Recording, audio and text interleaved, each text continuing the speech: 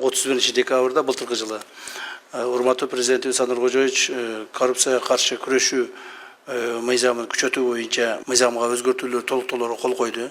Ошонун негизинде мындан ары ошол мыйзам менен жашайбыз. Мыйзам күчүнө 21 январда кирет. 21 январдан баштап мамлекетибизде эгер кайсыл бир мамлекеттик органдын кызматкерлери коррупциялык элементтер менен шектелип колго түшүп же болбосо ошол жоопко тартыла турган болсо, мыйзам катаал жазаларды карап атат. Коррупциялык кылмыштарга шектелген адам соттун чечими менен сөзсүз түрдө түрмөгө камалат.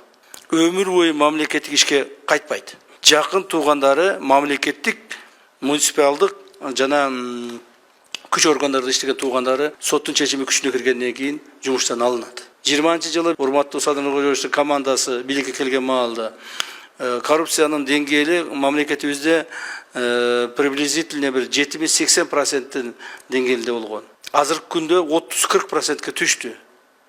Биз ушул деңгээлди 5-10%ке чейин түшүрүшүбүз керек. Ошондуктан мен сиздерден дагы бир жолу суранып кетемин. Эч кимиңер бир ушул мыйзам негизинде бир жабыр тартып калбасаңар керек экен деп силерден өтүнөм дагы, анан Кудайдан тилеймин. Ошон үчүн этият болуңуздар, урматтуу жетекчилер.